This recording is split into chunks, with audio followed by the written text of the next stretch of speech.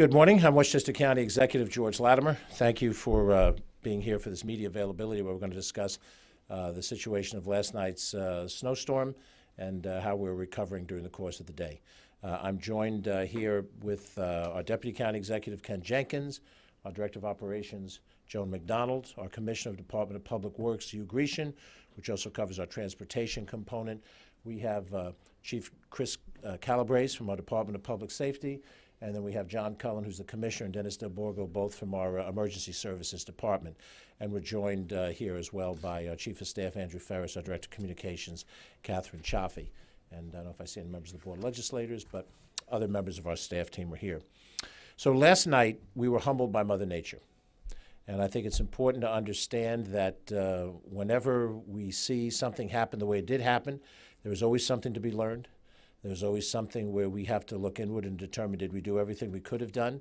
And not just in government, but all of us at every level of this.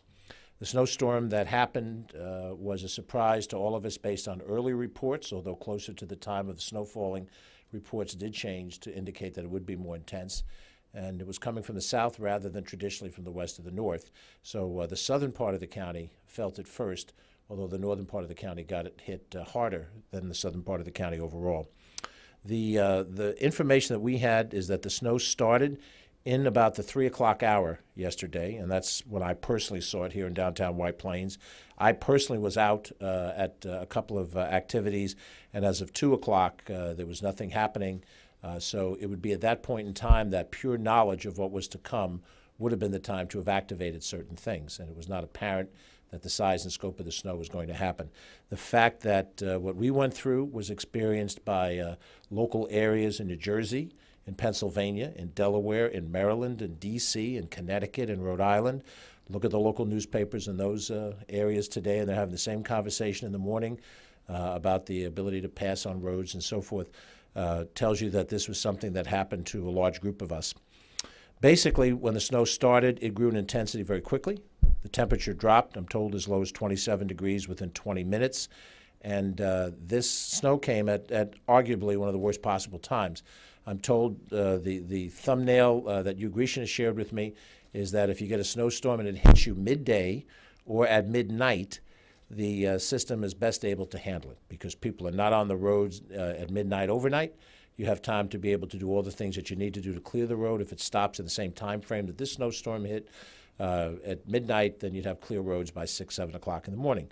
And I can attest that when I was back out driving around in the 8 o'clock, 9 o'clock, and 10 o'clock hours last night, that the roads that I drove on in southern Westchester were passable.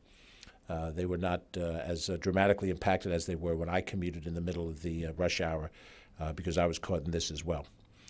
Westchester County has very specific responsibilities, and when we get into the details of government, it's not always apparent to people, and sometimes to our friends in the press, exactly what the county is tasked with doing and what local governments are tasked with doing. And when people look at the county of Westchester, the general area, people will say, well, the county roads were not well handled. The legal county roads, the roads that Westchester County owns, are almost universally cleared by the local governments with whom we have contracts to pay for that snow removal. The county has responsibility on one single road, and that's the Bronx River Parkway. We also have responsibility to clear snow in county parks and other facilities, the most prominent of which is the Valhalla campus, in which there are roads that access the medical center, that access a variety of different facilities in there, the jails and labs and research and all those buildings in there. We also have responsibility to clear our parking lots, although most of those were not occupied during the snowstorm. For our purposes, our DPW department went out and treated the Bronx River Parkway and the Valhalla campus with brine at 12 noon to try to pre-treat the roads. They went back out for a second hit on the bridges that are overpass bridges where the parkway goes over on a bridge above something lower than it. Think in terms of the area in Scarsdale before you reach Crane Road going north or just after Crane Road when you're coming south, where the newly constructed bridge goes over a certain amount of area. And then there are smaller culvert bridges in the Garth Woods area and then elsewhere throughout the parkway. Those bridges were treated with salt within an hour prior to when the snow began to fall, which is sort of standard operating procedure.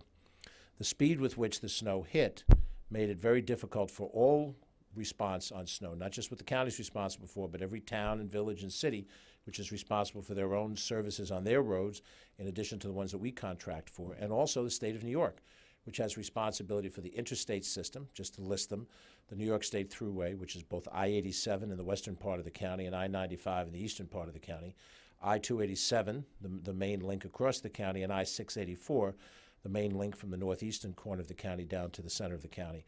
Those 4 roads are state responsibility, as are the Hutchinson River Parkway, the Sawmill River Parkway, the Taconic Parkway, and the Cross County Parkway. So the county has responsibility for snow removal directly on the Bronx River. Those other ones, plus the interstates, are state responsibility. All the other roads are local. When we saw this across-the-board problem that we had, and then you look back up at a 10,000-foot view and you realize that this problem existed basically from Boston to Washington, D.C., you realize that the timing of the storm is the single biggest reason why you had the situation you did. And from my own personal experience, it took me 1 hour to go from this building to Rye Brook, right in the vicinity of where the Hilton Rye town is. That 1 hour trip is normally a 20-minute trip, and it would have been an hour-and-a-half trip if I didn't happen to personally know all the back roads that allowed me to get to an entrance on 287 that was not the main one that would have taken me at least another half an hour to get across White Plains to get to. So I was in the car for an hour and traveling as everybody else did, bumper to bumper, and it was, distasteful. Many had much worse commute than I did, but the bottom line is I experienced like everybody else did, and it's frustrating, particularly when I was late for what I had to be at, and I'm sure many, many people were upset and angry about it. The question is to understand what it is that each level of government does, because each level of government has to look and communicate with each other and determine what we could each do better. So when something like this happens again, we respond much better than we did yesterday. The county coordinated its activities with the New York State Police, the New York State Department of Transportation, and the New York State Homeland Security. They were cooperative with us in every way. Our Department of Emergency Services and our Public Safety Department served as liaison points with those organizations, and of course our county DOT with the New York State DOT. So there was coordination between the county and the state, but when things happened as quickly as they did, the time frame that we had to work with was limited. In the mechanics of snow removal, which I will tell you I do not have a master's degree in, you need to have at least 3 inches of snow in order to effectively plow. You also need to have the vehicle move at least 5 miles an hour in an open lane to be able to move the snow effectively. And when we have snowfall at 3 o'clock, 3:15, 3:30, you already have a significant amount of midday traffic on the roads. Central Avenue that goes from White Plains down to Yonkers, already with a normal flow of traffic. Boston Post Road, Route 9 to the river towns, 35 across the northern part of the county. All of those roads had sort of normal traffic on it for that time of the day. Many of us made the decision to leave our places of business or wherever earlier. So there were more people on the road at 4 o'clock than there would normally be because they saw the snow and they wanted to get a head start in trying to beat it. And of course that put many people on the road and an inability for the plows to clearly clean off that which had to be plowed. And the speed with which the snow came down became a combination of problems that has often been called a perfect storm. For our purposes here, it was a great difficulty. We did not have power outages of any significant amount during this storm because the wind factor wasn't high. And for that, we're grateful that Mother Nature gave us a pass on that one. If we'd had power outages to go along with this, then these issues would have been more impactful. Now, the county responsibilities are very specific, and we do have responsibilities of how we respond during a storm situation. And we send out great praise for the efforts and energies of the people of county government that actually were out during this to do their responsibilities. The county police, as I mentioned, we have Chief Chris Calabrese here, Commissioner Tom Gleason, Deputy Commissioner Terrence Rayner, and his fellow chiefs, Marty McGlynn and John Hodges, all exerted great effort as a management team at the top of public safety to make sure we had as much personnel on duty as we could. The day crew at public safety stayed later. The night crew was asked to come in earlier. We were able to put 40% more of our road patrol folks out on the roads. And that was essential because my understanding is an exact number that our police received 2,724 calls for assistance or inquiry last night. 693 of them were 911 emergency calls. A number of them were rollovers, cars that flipped over, and any number that went off the side of the road. As of this moment, we're about the vicinity of 150 cars that had to be abandoned somewhere out on the highway system that have to be towed. and that's a significant towage responsibility. You can imagine on a roadway when 2 or 3 or 4 cars stall or the owners abandon them for one reason or another. Plows certainly can't get around that, and those cars have to be removed, and we don't have an army of 100 some odd tow trucks to be able to make all of those things happen in a minute or two. So many of the roadways, particularly in the northern part of the county, got clogged with abandoned vehicles.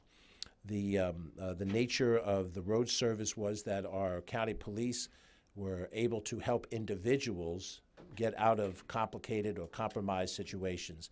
And the most important story of last night into today is there was no loss of life. And that ultimately is the most important thing to be concerned about. There was inconvenience, there was damage to property with many of the car accidents that happened out there, but there were no loss of life, and for that we're all very grateful. Our responsibility through the Department of Transportation is to operate the Beeline bus system. And the Beeline bus system stayed in operations last night, but was impacted by the very same things on the roadway that impacted individuals of us as we drove around ourselves, trying to get from point A to point B. Buses were unable to meet existing schedules. We did move over to a snow route strategy, which takes us out of some of the steeper inclines on certain routes. But there were delays on the bus system, and people took a lot longer time to get to their final destination. But the system remained intact. The system was not shut down last night, despite the intense snow. And for that, we're grateful for the people who drive those buses, and we're grateful for the management team that they made sure that everybody who was waiting for public transit assistance was able to get that public transit assistance. Our paratransit system operated on an hour-long delay, given the traffic problems out there. That was a source of great inconvenience to many individuals, including individuals that use paratransit for very serious purposes, for dialysis purposes, not merely just to go from point A to point B. But the bus system continued on. Now, this morning, because we did not get a full complement of drivers to come in for their reasons, and you would imagine the ability of the drivers to get here, having gotten home, there's a number of number of routes that were not in service today. Route 34 Hartsdale, Route 39 in Hartsdale, Route 65 in Scarsdale, and 2 Mamaroneck-Larchmont routes, bus routes 70 and 71, are not operating this morning. There are some limits to the service on all other routes in the system. And many of the bus drivers had difficulty last night. We have reports of a jackknife articulated bus trying to negotiate an incline. And those things happen when you're out on the roads. We're all drivers, and we all know exactly what we face when we're driving into these conditions. And it's not only what we can control, but it's what the other driver does and how we react to the other driver that could put us in a compromised situation. When you're driving a bus as heavy and substantive a vehicle as it is, to stop on a dime is not possible. To negotiate a curve is not always easily possible. So the fact that there were no serious accidents within our bus system last night is something also that we're very grateful for. But again, we're at modified service today on our Beeline bus system. Tomorrow, of course, is a Saturday where we normally have a different list of service. Obviously, we expect to give full Saturday service tomorrow with all factors being equal. Our county airport, also falling under the Department of Transportation, stayed open. Individual carriers made decisions to cancel flights, and generally speaking, if they had equipment that didn't come in as an arrival flight, then those flights did not take off. So therefore, there were cancellations on takeoffs and on those that were bound in.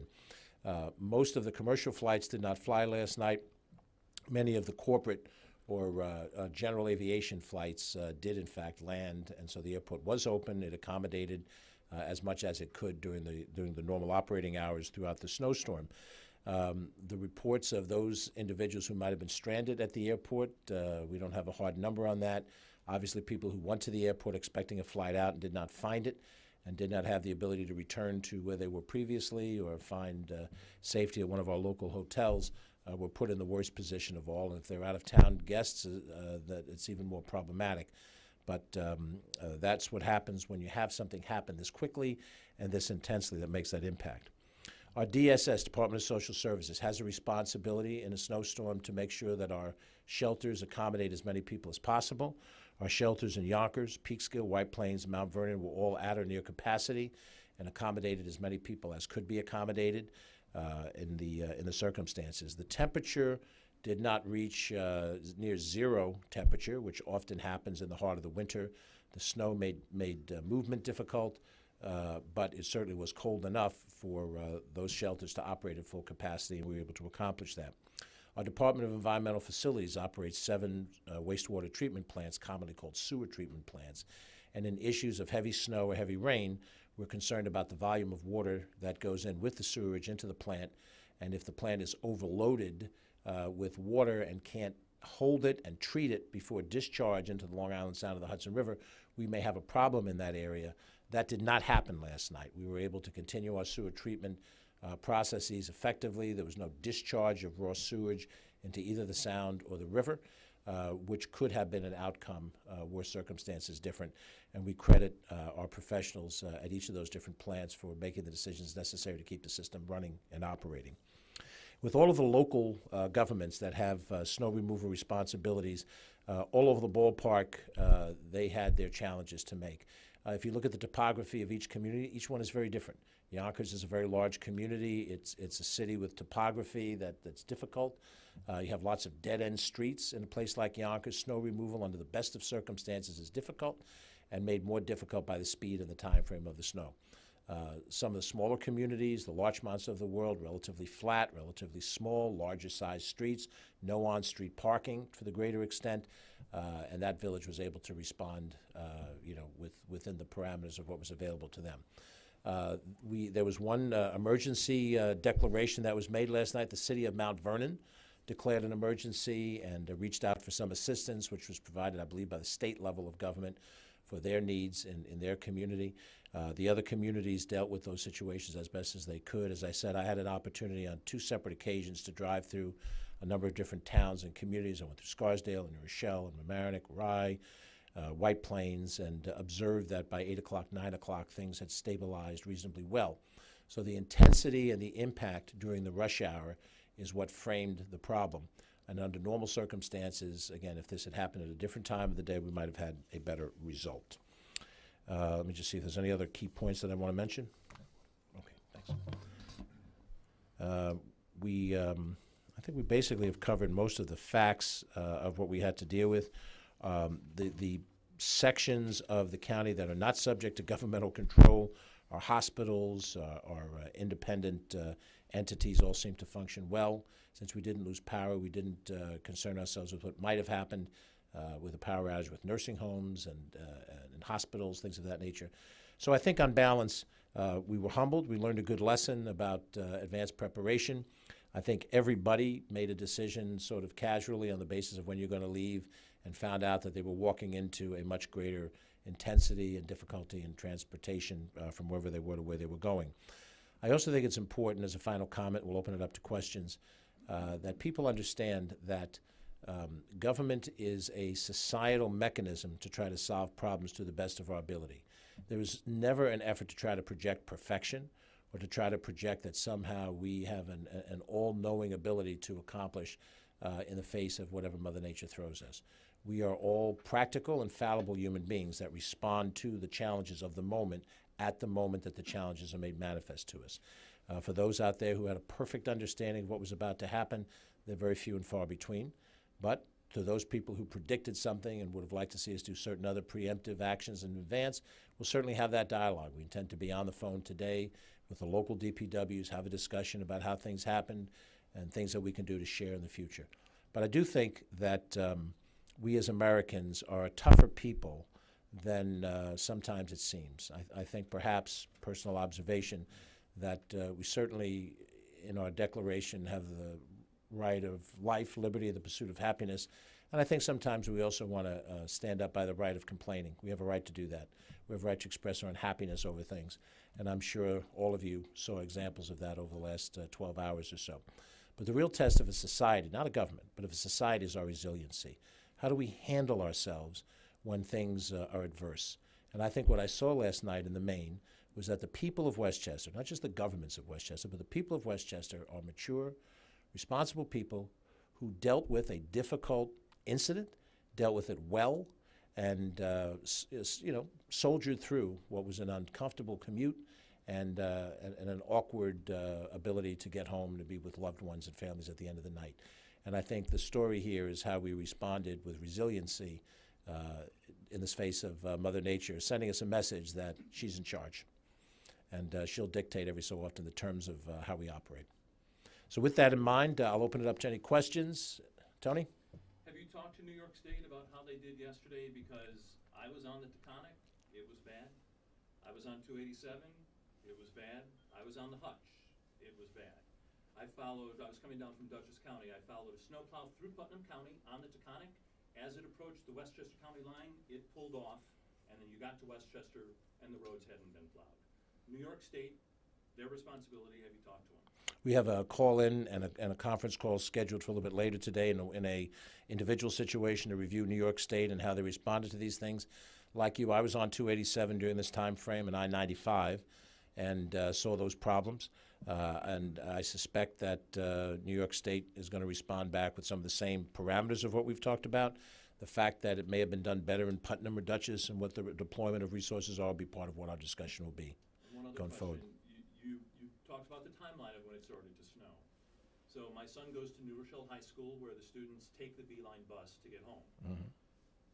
He normally gets on the bus at about 10 minutes after 3.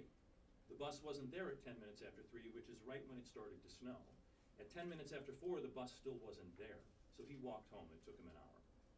So are you talking to Beeline about why the buses weren't at New Rochelle High School when in fact the storm had just started about the time that they were supposed to be there? Well, in that specific instance, we'll investigate it. Hugh Grecian will make a note of it, and we'll find out what happened in that particular situation. If anybody else has a case where a scheduled bus wasn't where it should have been at a certain time prior to the snow falling, then we want to know about it, and we'll investigate the specific route, the specific drivers that were assigned, and what exactly happened. What I saw over the course of the evening was the Beeline bus system operating, Tony, as close to on time as they could, but what you're describing is what happened prior to that, and we'll try to get an answer for you in that specific instance. Jonathan.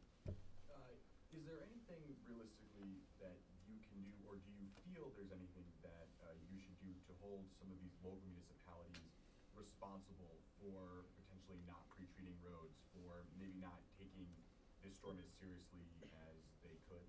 Well, I don't know that I automatically start out with they didn't take it seriously or they didn't pre-treat the roads.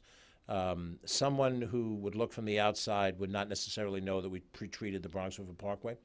They wouldn't necessarily know that we sanded the bridges unless they happen to go over that bridge. And so they might draw the same judgment about the county. What did you guys do? You did nothing. So I think the prudent thing for us to do, this is now the morning after the night before. We've had a very short period of time before having this availability. Clearly what we intend to do is have dialogue with all of the municipalities. There are a lot of them. It's 45 municipalities. Not all of them have direct local services, maybe in the vicinity of about 40 of them. And have a dialogue and most likely a meeting probably early next week where we review what communities did what and what kinds of circumstances we dealt with. But I think it's fair to say that every community, I can't think of a community where somebody said, my community was great. We had no problems, and for that matter, in the region. I haven't heard that everybody said Ridgewood, New Jersey was great, or Danbury, Connecticut worked perfectly, or Elkton, Maryland did it right. This was something that seemed to catch everybody in a position of not expecting it to be as intense as what it was.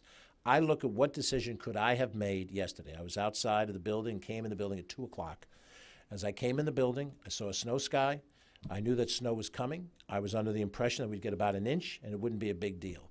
At 2 o'clock, I could have closed the county down, the county government down. I could have said, now all non-essential employees leave. Had those people in this building and the other buildings left their desks at 2:30, they wouldn't have been on the roads about the time that the snow started, and that would have been that many people less. Now, if you run a Bloomingdale's in White Plains, can you do that? You probably can't. You probably have to keep your employees there through their normal shift. And if they got off their normal shift at 6 o'clock, then they're going out in the middle of the traffic, and it's a problem. Since it fell at 3:10, Tony's anecdote about when the buses were ready in New Rochelle is a problem. Most school districts have their own bus system, their own buses to transport students. In the cities, they rely on the Beeline bus system. So we'll have to look and see how that impacted Yonkers, New Rochelle, Mount Vernon, Peekskill, and any place where they use local city buses, where parents don't normally come and pick them up. But what could we have done better? We could have, in theory, reallocated more routes where we thought we'd have a problem. But you know, I think we have to be realistic about this. A problem occurred last night. Let us look at these things. Let us make some determinations. We'll come back with a response. But we're not talking about a 6-day incident. Somebody made an equivalency last night with what happened last year with the storms, the Riley and Quinn storms. Those were situations where the next day we weren't furious with the electric companies. It was on day 6 that we finally had frustration over restoration of power. We knew that the night after the storm, 2 nights after the storm, it wasn't realistic to expect everything to be reestablished. We're not talking about snow-filled streets here, as in 1969 in Queens or sometime in the 70s when a Chicago mayor lost his re-election bid because the streets were packed with snow and digging. The next morning, the morning commute was perfectly fine. So let's put this in the proportion of what it was. It was a bad commute. Certainly some mistakes were made, but the circumstances of the incident defined how well we could respond to it. So we have to respond to it better in the future, but let's put it into that proportion. I think that's only fair to say. And that is on behalf of all those communities that had the direct responsibility, not the county, but on behalf of the Scarsdale villages and the Somers towns. Before people pounce on them, let's look exactly at what their procedures were and how in the future we might be able to adjust that in a better fashion. Other questions? So what do you think is a major lesson learned from all of this? Well, as always, the major lesson is to determine, if you can, farther in advance, Michelle, how serious something could be, and then take preemptive actions. The jeopardy of that is there's always a cost factor in doing those preemptive actions. If, I use the example I just gave you, if at 2 o'clock it was the smart thing to shut the county government down, I'm making a decision that business leaders in every other corporation in Westchester County, the same decision in Regeneron, the same decision in MasterCard, the same decision for an early dismissal of a school, every one of those entities would have had to have had the knowledge of what was coming by 3:30, 4 o'clock, how intense and how much. We had no weather reports that really told us that, and I'm sure those of you in the media, you were out covering stories yesterday. You were surprised by how much snow. You were slowed down by how fast you could get from point A to point B. So we would have had to have acted with clearer knowledge of how much impact was ahead of us, and then taken preemptive actions to try our best to get as many people out of their places of work and at their homes before the snow hit, so we'd have the clearest possible roads. But to be candid with you, Central Avenue always has traffic on it, except in the middle of the night. Main Street, White Plains has traffic on it all day long. To effectively clear the snow off of those streets, you basically need empty streets to do it in.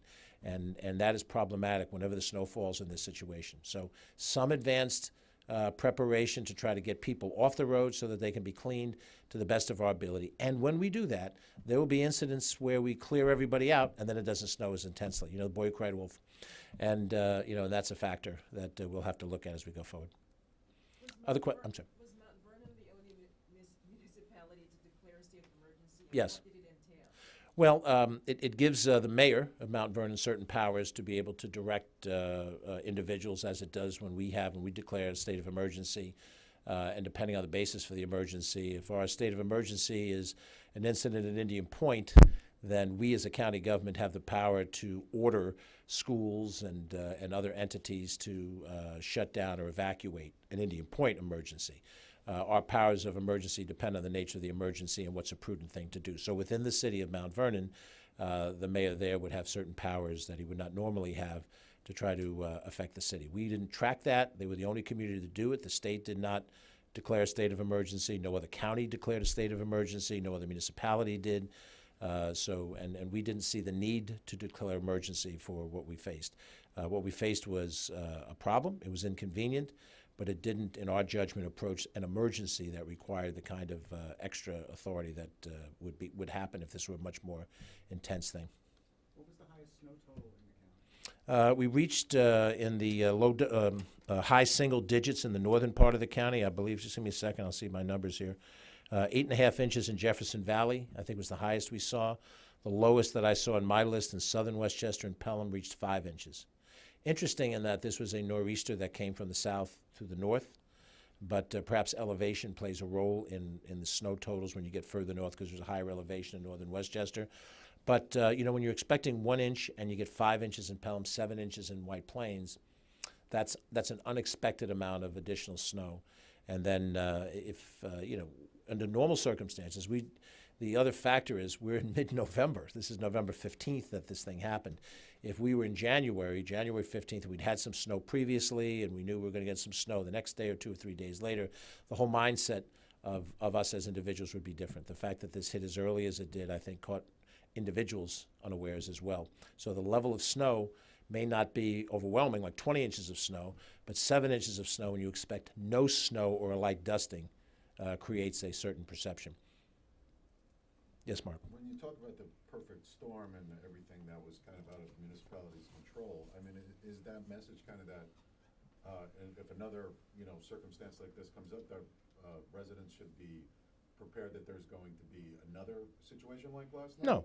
No, I think what I'm saying very realistically is that what happened last night had certain special elements to it that you don't have in a normal storm. The timing of the storm and the intensity, the speed with which the snow fell. We are having discussions about how do we respond better to it, but the level of expectation is different.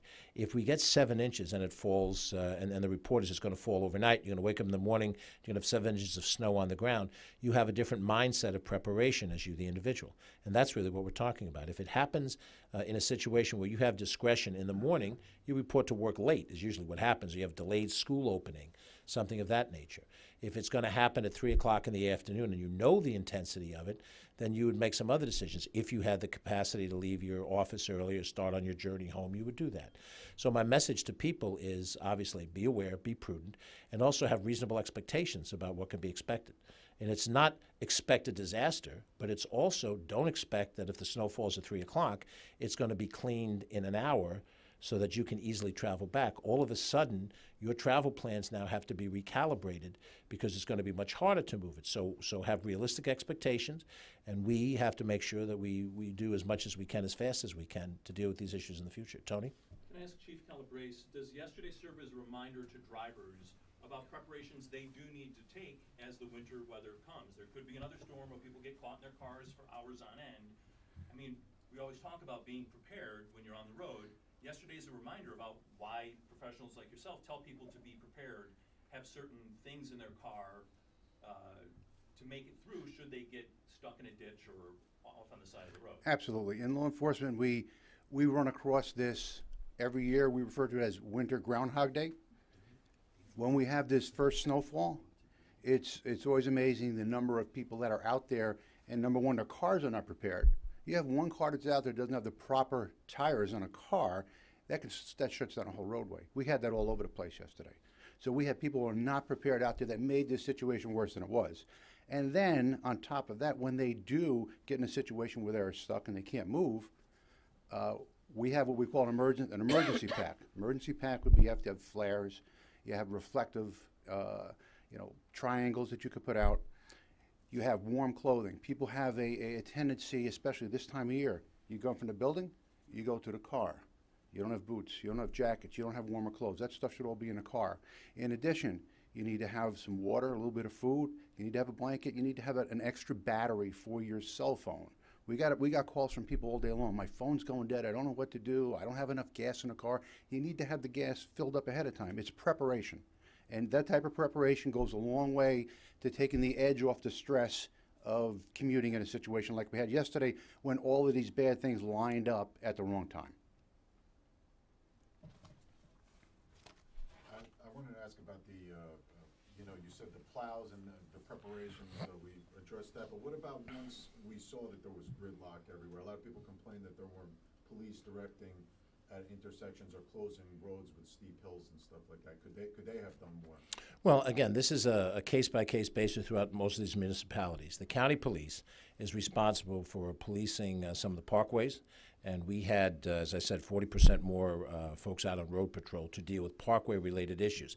Insofar as that deals with the Bronx River Parkway, where there are lights and intersections, and also any of the other parkways, you have that at the Taconic when you go further north. The county police was out there to be able to provide those services. In any particular municipality, it's the local police that would go out and take responsibility for those roads.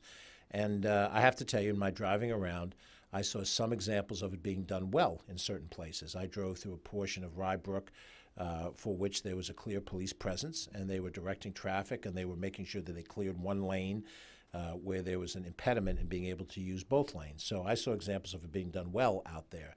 The universality of it is up to anybody's guess. One person went from here to Dobbs Ferry. Somebody else went from here to New Rochelle. Somebody else went from here to Mount Kisco. Everybody had a different destination, a different route, and a different experience, going to Ossining or going to wherever you went to, all starting out in White Plains. So I think, Mark, it was not a universal disaster in every single situation, but there were examples of there being less rather than more presence, and I think that's what we have the discussion about as we go forward. Keep in mind, this thing was predicted to be 1 to 3 inches, and it became 3 to 5, 5 to 7. You know, that is a realistic factor of how you have to respond. You know, you wind up, you know, you have somebody out there and then you get a phone call, hey, it's worse than we thought. We need more people. Who do we have coming on? We have so many people on duty right now. Get some guys in. How long will it take for those guys to come in to deal with this practical reality of things, you know? In your newspaper, if there was a major incident to happen here, you know, God forbid I even try to identify what it might be. If your editor said, hey, we need more people on that story, you got to get them from someplace, and they got to get from where they are to get there to cover it. That's the situation. You'll deal with in real time how to put enough people onto a story if the story is of such a magnitude that you need multiple people to be there. You're there, and you recognize that it's a more intense story, and you need other people to do other things with you. And that's what happened in a lot of our communities last night. And I'm not looking for exoneration of people. I'm looking for a realistic expectation of how people responded to a situation that was dynamic at the time we dealt with. And the only way to really appreciate what happened is the conversations we're yet to have, that you is going to have with his colleagues who run other DPW departments, and try to get an assessment on exactly how we did in each of the different municipalities and where we could have done better as a royal we. Because there's one other thing. You know, the average person doesn't know and doesn't care who owns which road. It doesn't matter to them. There is a legal reality to who owns which road, who services this road, which police department responds. It may not matter to the average person, but it is a reality that we face. We have a certain number of people out on patrol. They are deployed in a certain way. They're required to be at certain places directed by leadership of the department. And we can't just say, okay, let's drop what we're doing and go deal with this issue. There is somebody in the system that's required to do that response. And so that's what we have to talk about and determine, you know, where the breakdowns may have been and how much to be better. But I saw examples of things working well, given the fact there was a tremendous amount of vehicles on the road. Everybody wanted to move from point A to point B during rush hour, and rush hour was extended early because people left earlier. They thought they were going to deal with a 1-inch, 2-inch, 3-inch snowstorm, and they got a 7-inch or 5-inch snowstorm, and things changed from there. Any other questions? Thank you. Thank you all very much. Have a great day, and let's pray for sunny weather.